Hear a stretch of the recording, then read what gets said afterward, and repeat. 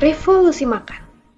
6 langkah program 30 hari untuk sehat, langsing, dan bugar ala Hiromisinya. Diterjemahkan oleh Dian Kusumawardani, disunting oleh Ahmad Husni, dicetak di Bandung oleh penerbit Kanita tahun 2014. Inilah langkah pertama. Inti kecantikan terletak di usus. Kuncinya adalah usus yang sehat. Makanan yang kita konsumsi setiap hari dicerna oleh lambung dan diserap oleh usus.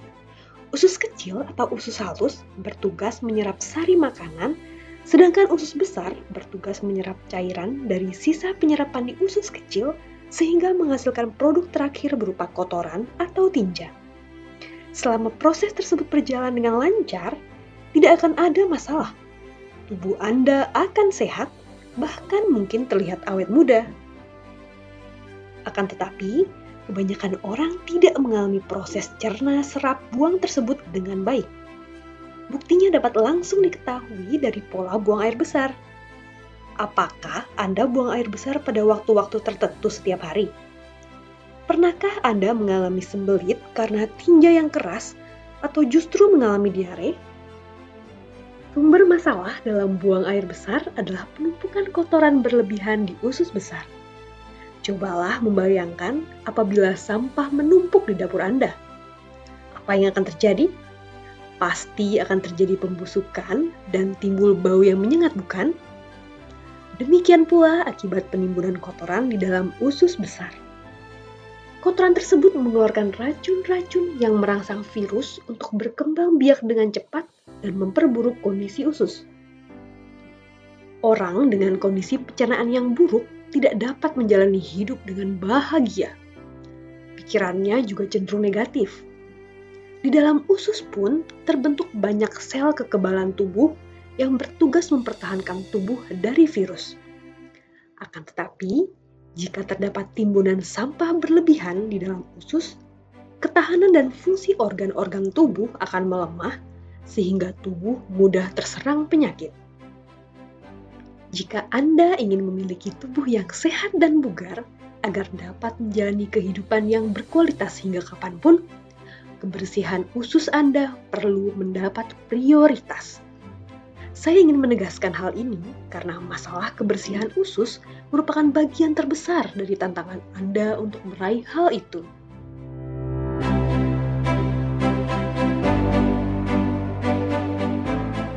Kebersihan usus lebih utama daripada pergi ke salon atau pusat kebugaran. Banyak orang yang biasa tidak buang air selama 3-4 hari berkonsultasi ke klinik saya. Selain sering mengeluhkan sembelit, banyak di antara mereka juga mengeluhkan keadaan tubuhnya yang tidak sehat, mudah lelah, dan stamina yang rendah.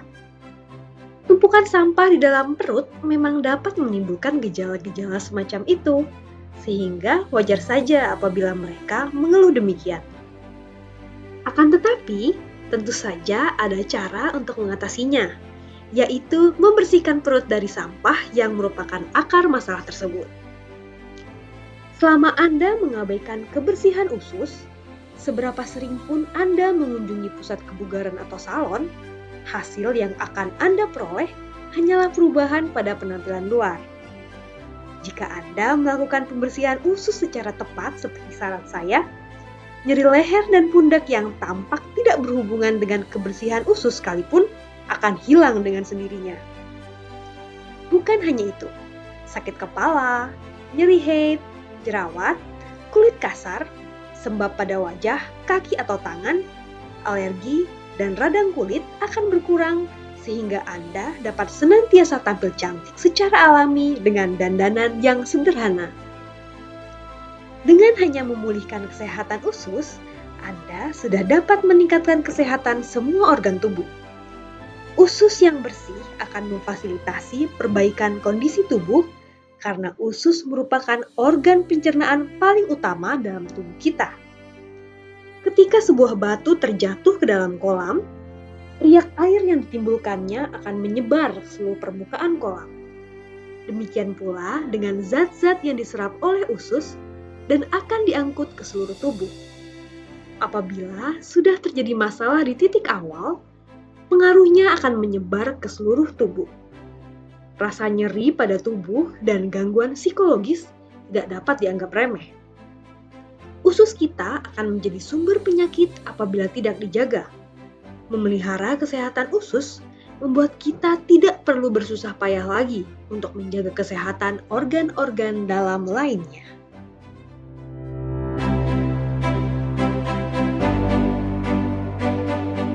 Evaluasi pola makan. Baiklah, mari kita bahas cara-cara membersihkan usus. Peraturan pertama, jangan memakan makanan yang mudah membusuk dan hanya akan mengotori usus. Pastikan makanan Anda akan dapat dibuang dengan mudah dari dalam tubuh sehingga tidak menambah tumpukan sampah di dalam usus yang pada gilirannya akan menimbulkan sembelit. Prinsip apa yang kita makan dan apa yang kita buang bagaikan dua roda sepeda. Apabila salah satunya rusak, sepeda Anda tidak akan dapat berjalan dengan baik. Pertama-tama, cobalah mengevaluasi makanan yang Anda konsumsi kemarin. Kelompokkan menjadi makanan pada pagi, siang, dan malam hari. Anda juga boleh mencatatnya di buku. Catatlah semua makanan dan minuman yang Anda konsumsi, termasuk cemilan atau kudapan, hidangan penutup, dan kadar alkohol dalam minuman Anda. Bagaimana? Apa yang Anda pikirkan setelah mengetahui lebih banyak mengenai kondisi tubuh Anda? Titik berat dalam hal ini bukan pada kalori dan nilai gizi, melainkan pada semudah apakah makanan kita dapat dicerna oleh tubuh. Makanan yang mahal dan bergizi tinggi sekalipun tidak akan terserap seluruhnya ke dalam tubuh. Kebanyakan orang yang amat memperhatikan asupan kalori akan menghitung nilai kalori sebelum mengkonsumsi suatu makanan. Mereka berpikir bahwa makanan berkalori rendah atau bebas kalori tidak akan mengakibatkan kegemukan, sehingga aman untuk dikonsumsi. Ubahlah pola pikir semacam itu. Di dalam setiap makanan akan selalu ada bahan yang mudah dicerna dan bahan yang sukar dicerna. Sembelit terjadi karena kita hanya mengkonsumsi makanan yang sukar dicerna. Jadi hal itu tidak berhubungan dengan nilai gizi dan jumlah kalori. Kita tidak perlu mengagung-agungkan kaidah-kaidah ilmu gizi yang pernah kita pelajari.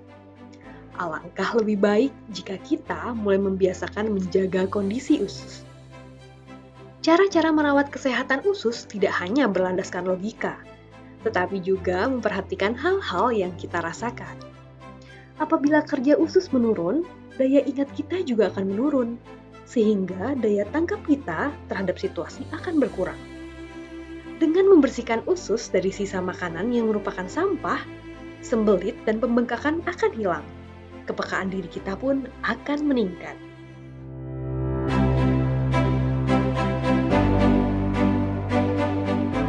Akankah makanan menjadi sampah di dalam usus?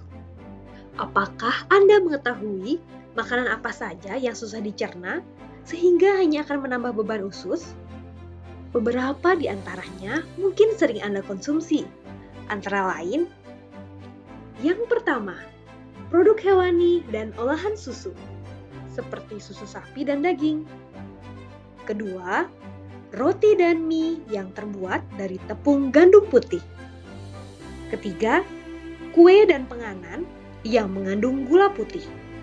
Dan yang terakhir adalah makanan yang mengandung banyak minyak, misalnya makanan gorengan. Meskipun terasa lezat, semua makanan tersebut tidak dapat diterima oleh usus.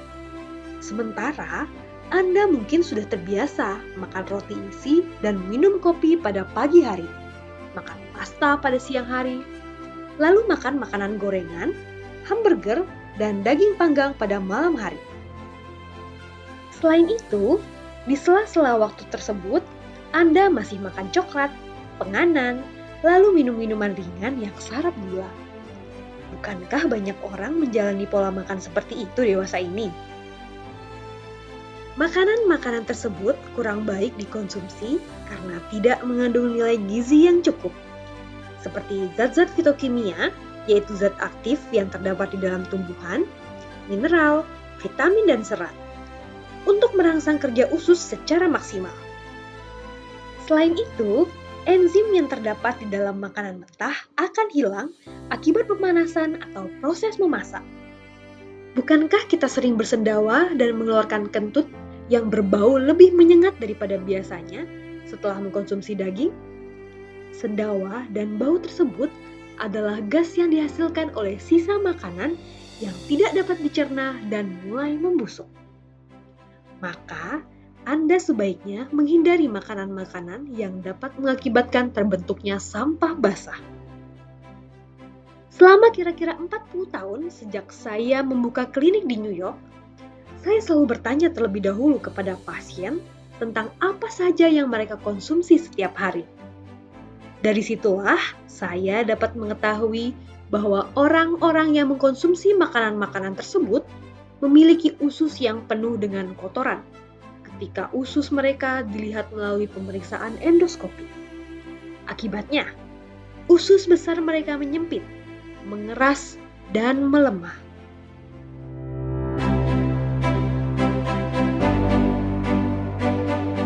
Makanan hidup yang kaya enzim.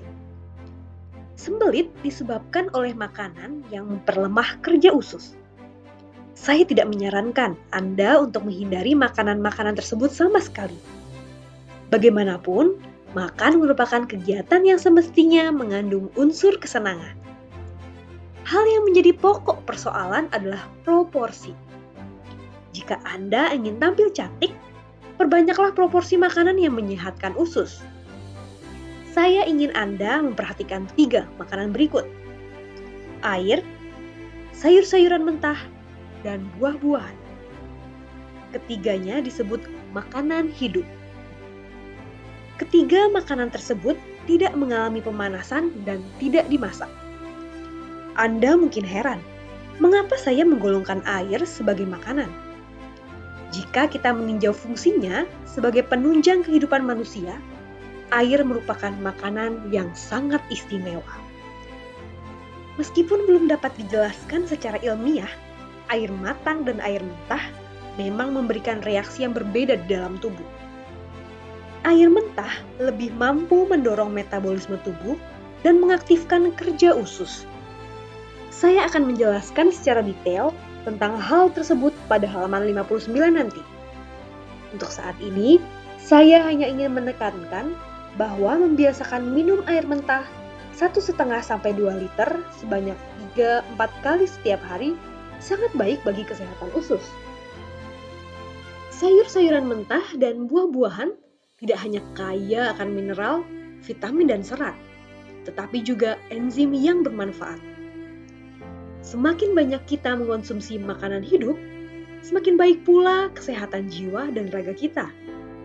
Sayur yang sudah dimasak tidaklah buruk, tetapi kurang optimal dalam memelihara kesehatan usus. Sayur yang telah dikemas di dalam retort pouch atau kantong kemasan berlapis aluminium sama saja dengan makanan mati yang tidak mengandung enzim. Mengkonsumsi makanan mentah dalam porsi besar juga dapat membuat Anda awet muda.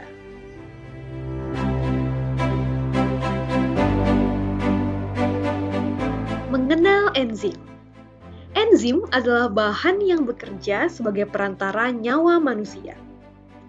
Apabila perantara tersebut tidak ada, kita tidak akan hidup. Sebagai contoh, enzim membantu kita untuk mencerna makanan. Enzim bernama amilase diproduksi oleh kelenjar ludah untuk mencerna zat tepung di dalam makanan. Sedangkan cairan lambung mengandung zat yang disebut protease untuk mencerna protein. Kedua enzim ini memiliki tugas masing-masing yang tidak tergantikan oleh enzim lain. Enzim superoksida dismutase dan proteasom berperan penting untuk menghilangkan bahan-bahan yang tidak diperlukan tubuh agar tidak menumpuk di dalam sel. Selain terlibat dalam proses pencernaan, enzim juga bekerja untuk membangkitkan denyut jantung, berbicara, berpikir, bahkan menangis. Terdapat sekurang-kurangnya 5.000 enzim yang bekerja dalam tubuh kita. Untuk mencukupi kebutuhan enzim di dalam tubuh, langkah yang paling penting adalah mengambilnya dari makanan yang kita konsumsi sehari-hari. Apabila kita hanya mengonsumsi makanan yang telah dipanaskan atau dimasak, kerja enzim akan melemah hingga kemudian berhenti sama sekali. Oleh karena itu, kita perlu meningkatkan konsumsi buah-buahan dan sayuran-sayuran mentah yang belum mengalami pemanasan. Saya ingin menegaskan bahwa makanan pabrikan tidak memiliki daya hidup. Makanan pabrikan diolah dengan pemanasan terus-menerus. Maka tidaklah mengherankan jika semua enzim di dalamnya rusak. Sebagaimana penjelasan saya sebelumnya, seberapa banyak pun kita mengkonsumsi makanan pabrikan dengan kandungan gizi yang seimbang, hasilnya tidak akan sama dengan mengkonsumsi buah-buahan dan sayur-sayuran segar yang diambil secara langsung dari ladang. Jangan-jangan Anda berpikir bahwa tidak menjadi masalah apabila kita mengkonsumsi makanan pabrikan setiap hari, asalkan kadar nutrisinya sama dengan makanan alamiah yang seharusnya kita konsumsi. Apabila masih memiliki pemikiran seperti itu, Anda telah melupakan fungsi enzim. Setelah memahami pentingnya fungsi enzim dalam menjaga kelangsungan hidup manusia, Anda seharusnya akan segera menyadari bahwa mengkonsumsi makanan pabrikan akan mengurangi daya hidup Anda sedikit demi sedikit. Saya tidak mengatakan agar Anda tidak mengkonsumsi makanan pabrikan sama sekali, atau agar Anda tidak mengkonsumsi makanan selain makanan mentah. Sekali lagi, saya tegaskan bahwa hal yang menjadi pokok permasalahan adalah proporsinya. Mulailah mengurangi makanan kemasan, makanan instan, makanan beku, dan makanan olahan lain. Kemudian perbanyaklah asupan makanan mentah secara bertahap. Saya akan memaparkan hal ini lebih lanjut pada langkah ketiga, tetapi saya pastikan sejak saat ini bahwa hal itu tidak sulit untuk dilakukan. Meskipun Anda sangat sibuk setiap hari, pasokan enzim di dalam tubuh Anda tetap dapat ditingkatkan hanya dengan sedikit upaya. Silahkan Anda coba dan rasakan sendiri hasilnya. Setelah terbiasa meningkatkan kuantitas asupan makanan mentah, mulailah berupaya meningkatkan kualitas makanan tersebut sedikit demi sedikit. Sayur-sayuran mentah yang dibudidayakan secara organik, yaitu tanpa menggunakan bahan-bahan kimia sintetis, mengandung lebih banyak enzim dibandingkan dengan sayur-sayuran mentah yang dibudidayakan secara konvensional menggunakan pupuk sintetis atau obat-obatan. Dengan demikian, sayur-sayuran organik pasti memiliki daya hidup yang lebih tinggi. Saya tidak bermaksud menetapkan standar yang tinggi secara tiba-tiba. Tetapi, sayur-sayuran yang berasal dari satu ladang pun dapat memiliki kesegaran dan nilai gizi yang berbeda-beda, tergantung pada teknik penanganannya.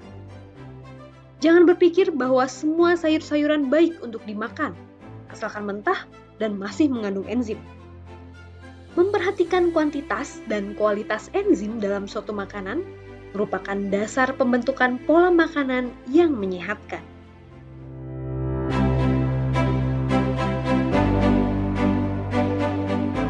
Enzim utama bagi kehidupan. Enzim adalah bahan-bahan yang terlibat sebagai perantara atau katalisator dalam semua aktivitas pendukung kehidupan. Tubuh manusia memiliki lebih dari 5.000 macam enzim dan dapat digolongkan secara umum menjadi enzim pencernaan dan enzim metabolisme. Enzim pencernaan adalah enzim yang membantu pencernaan dan penyerapan makanan. Contohnya lipase, protease, dan amilase. Enzim metabolisme adalah enzim yang berhubungan secara langsung dengan seluruh aktivitas pendukung kehidupan, mengatur pembuangan bahan-bahan yang tidak diperlukan oleh tubuh, pemulihan jantung dan organ-organ lain, serta metabolisme energi di dalam sel. Saran Dr. Sinya. Masyarakat modern cenderung menerapkan pola makan yang hanya membebani usus. Oleh karena itu, kebutuhan enzim pencernaan menjadi meningkat. Di sini saya menggolongkan enzim secara ringkas menjadi enzim pencernaan dan enzim metabolisme. Proses pencernaan yang memerlukan terlalu banyak enzim akan menguras persediaan enzim di dalam tubuh.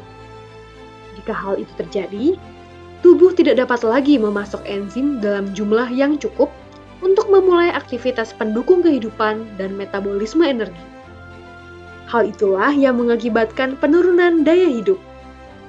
Dengan menjaga persediaan enzim melalui asupan makanan mentah, kita dapat mengurangi beban enzim pencernaan sehingga aktivitas lain di dalam tubuh tidak terganggu.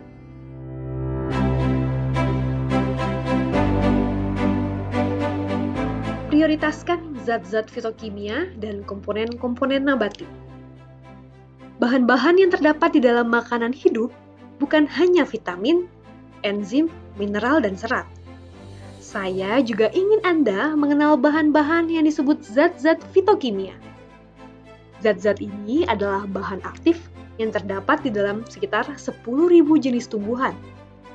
Berikut ini beberapa contoh zat fitokimia dan sumbernya. Antosianin, terdapat pada anggur merah, beri biru, dan lain-lain. Isoflavon, terdapat pada kacang kedelai dan sebagainya.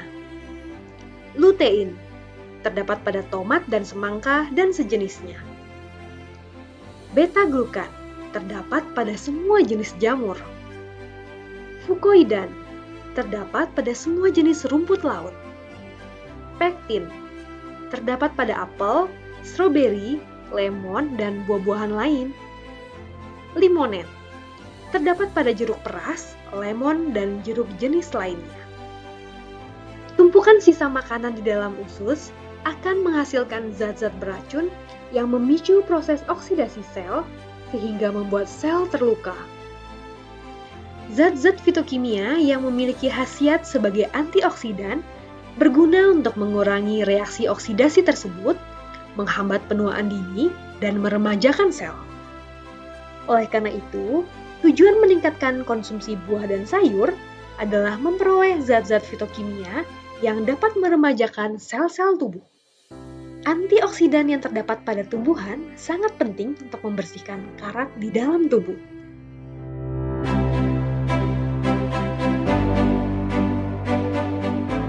Kesehatan usus dan kecantikan. Apabila menelaah zat-zat fitokimia, kita akan menemukan daya hidup yang menakjubkan pada tumbuh-tumbuhan. Orang-orang Jepang yang hidup pada zaman dahulu telah merasakan manfaat zat-zat tersebut. Mereka memakan ikan-ikan kecil dan kerang-kerangan untuk memenuhi kebutuhan protein hewani. Masyarakat zaman dahulu tidak mengkonsumsi sayur-sayuran dan buah-buahan mentah karena teknik-teknik untuk menjaga kebersihan makanan belum berkembang pada saat itu. Komponen utama makanan hasil fermentasi tersebut adalah protein nabati. Kacang kedelai yang diolah menjadi tahu dan tauco misalnya, kaya akan isoflavon. Bahan-bahan makanan yang mengandung zat-zat fitokimia juga mengandung vitamin dan mineral sehingga dapat memasok kebutuhan tubuh akan enzim apabila bahan makanan tersebut dikonsumsi dalam keadaan mentah. Kondisi usus dapat dilihat dengan jelas melalui pemeriksaan endoskopi. Apabila Anda mengkonsumsi bahan makanan mentah setiap hari, kebersihan usus Anda akan meningkat, sehingga bakteri baik di dalam usus akan bekerja lebih aktif. Setelah itu, proses buang air besar akan menjadi lancar. Kulit pun akan tampak lebih indah. Hal itulah yang membuat wanita Jepang pada zaman dahulu terlihat cantik dan memiliki usus yang sehat.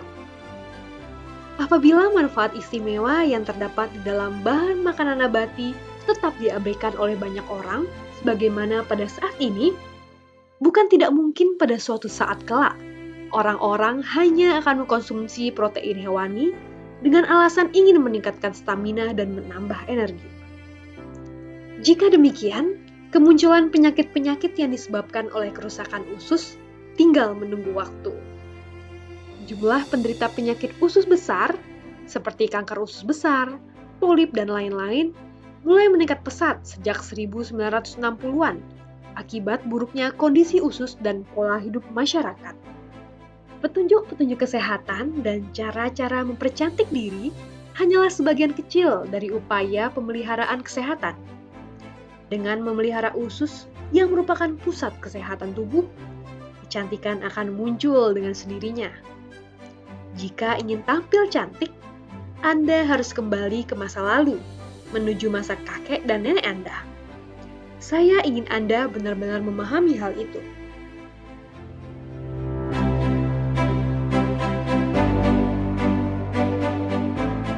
Kesehatan usus dan nyeri haid. Masalah haid atau menstruasi memang tidak terhindarkan bagi para wanita. Saya sering mendengar penderitaan yang mereka alami ketika haid. Sampai-sampai beberapa orang wanita berandai-andai bila mana wanita tidak perlu mengalami haid. Nyeri perut bagian bawah, sakit pinggang, kegelisahan, sakit kepala, muntah dan pening merupakan gejala-gejala yang sering dilaporkan ketika haid. Akan tetapi, saya ingin Anda memikirkan sesuatu sebelum memvonis haid sebagai sesuatu yang menyakitkan. Sebenarnya, nyeri haid timbul akibat pola hidup dan pola makan yang tidak benar. Organ-organ di dalam tubuh kita tidak menjalankan fungsinya sendiri-sendiri. Semuanya memiliki fungsi yang berkaitan untuk menunjang kehidupan. Sebagai contoh, mengkonsumsi daging, susu, dan produk olahan susu secara berlebihan akan membuat usus kita amat kotor. Apabila sampah tersebut menumpuk, akan terbentuk gas beracun yang dapat memperkeruh darah. Jika hal itu berlangsung terus-menerus, sel-sel di seluruh tubuh akan merasakan pengaruh buruknya. Jadi, masalah yang timbul akibat hal tersebut tidak hanya berhenti di dalam usus. Maka, wajar saja jika darah di rahim dan vagina juga akan menjadi kotor. Hal itu disebabkan oleh pola makan yang buruk. Akibatnya, penyebaran hormon tidak berlangsung dengan lancar, sehingga kondisi tubuh melemah dan rasa sakit ketika haid berlangsung lebih lama. Apabila Anda menginginkan peredaran darah yang lancar seperti biasa, perbaikilah kelancaran aliran cairan limfa yang berfungsi membuang bahan-bahan tak terpakai dari seluruh bagian tubuh. Oleh karena itu, hal yang paling utama adalah memperhatikan pola makan Anda sehari-hari. Saya ingin Anda mencoba cara-cara membersihkan usus yang dijelaskan dalam buku ini, seperti enema kopi dan ramuan kuncup bunga, sambil melakukan puasa pagi hari, sebagaimana akan saya jelaskan pada langkah ketiga. Setelah sembelit dan pembengkakan teratasi, kondisi usus akan berangsur-angsur membaik, sehingga intensitas nyeri haid yang menyiksa Anda akan turut berkurang. Dengan memperbaiki kualitas kesehatan secara berkesinambungan, Anda akan dapat memperkirakan waktu pemulihan dari gejala haid yang sering Anda alami.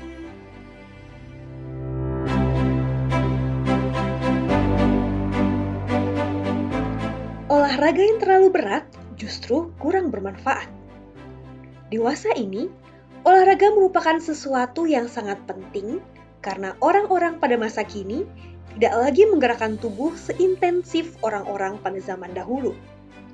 Berolahraga secara tepat akan memperlancar peredaran darah dan metabolisme tubuh, serta memberikan sejumlah manfaat lain. Detoksifikasi berguna untuk mengeluarkan sisa metabolisme dan zat-zat beracun dari dalam tubuh. Detoksifikasi akan berjalan dengan baik jika zat-zat buangan tersebut dikeluarkan melalui proses buang air, bukan melalui keringat. Maka, menerapkan cara untuk makan dengan benar dan buang air dengan lancar merupakan langkah yang penting dalam upaya detoksifikasi. Jadi, apabila Anda ingin berolahraga, mulailah proses cerna serap buang secara benar dengan memperbaiki pola makan, sehingga olahraga yang Anda lakukan akan lebih bermanfaat. Dengan demikian, kesehatan usus Anda akan terjaga dalam jangka waktu yang lebih panjang. Satu hal yang perlu Anda perhatikan ketika berolahraga: hindari gerakan-gerakan yang terlalu berat. Usus akan lebih mudah bekerja dalam keadaan tidak terbebani, sehingga dalam hal mengaktifkan sel-sel tubuh, olahraga ringan justru lebih bermanfaat daripada olahraga berat. Bertolak dari hal ini, dapat kita pahami bahwa ungkapan-ungkapan seperti olahraga berat dapat membakar kalori dan menurunkan berat badan, atau olahraga berat dapat membangkitkan lebih banyak energi, sebenarnya tidak tepat. Berjalan kaki lebih baik daripada jogging. Latihan pernapasan seperti yoga atau tai chi lebih baik daripada senam aerobik. Saya menyarankan Anda untuk tidak melakukan olahraga yang terlalu berat hingga melebihi kemampuan tubuh. Alangkah lebih baik jika Anda berolahraga dengan santai sehingga usus tidak turut menjadi tegang ketika Anda berolahraga. Ingatlah bahwa memberikan kesempatan beristirahat kepada usus yang hampir selalu bekerja keras merupakan hal yang tidak kalah penting dibandingkan dengan berolahraga. Dengan melakukan aktivitas yang lebih bersahabat bagi usus akan menjadi lebih kecil dan panjang, sehingga kesehatan kita juga akan lebih terjaga. Marilah kita ubah pola pikir bekerja keras menjadi santai.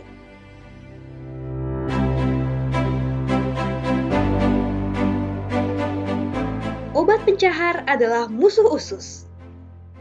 Banyak penderita sembelit memilih untuk mengkonsumsi obat pencahar yang dijual secara bebas. Meskipun mereka mengkonsumsinya untuk mengurangi rasa tidak nyaman dan sakit ketika hendak buang air besar, tindakan itu sebenarnya tidak baik bagi usus karena obat-obatan itu memaksa usus besar untuk mengeluarkan tumpukan tinja dalam wujud yang encer. Setelah mengkonsumsi obat-obatan tersebut, dorongan untuk buang air besar memang akan segera muncul. Tetapi unsur paksaan tersebut membuat kita tidak mendapatkan kenyamanan yang seharusnya dapat kita rasakan setelah buang air besar. Selain itu, akar masalah penyebab sembelit belum terpecahkan, sehingga masalah serupa pasti akan terjadi lagi di kemudian hari. Ditambah lagi dengan kelelahan yang dialami usus besar, karena harus bekerja lebih berat, membuat kemampuannya untuk mengeluarkan kotoran secara mandiri semakin berkurang. Akibatnya, ketergantungan pada obat pencahar semakin tinggi, sementara penggunaan obat pencahar hanya akan memperlemah kerja usus besar dalam menghilangkan sembelit. Sebelum Anda terpaksa menjalani operasi karena adanya tumpukan tinja yang mengeras di dalam usus besar, cobalah Anda tanyakan kepada diri sendiri. Sejauh apa saya mengkonsumsi makanan yang baik bagi usus? Apakah saya terbiasa makan berlebihan? Apakah gaya hidup saya tidak teratur? Apakah saya banyak makan pada malam hari? Sudahkah saya menemukan cara yang tepat untuk mengendalikan stres dan lain-lainnya? Meskipun memecahkan sebuah masalah tersebut merupakan sebuah tantangan yang tidak ringan, saya sudah mempersiapkan program 30 hari sebagai langkah awal yang dapat dilakukan siapa saja. Saya akan menjelaskan hal itu pada langkah ketiga. Setelah itu pada langkah kelima, saya akan memperkenalkan enema kopi, yaitu enema alami tanpa menggunakan obat pencahar. Marilah kita mulai memperbaiki kesehatan usus dengan melakukan hal-hal yang dapat kita lakukan pada saat ini.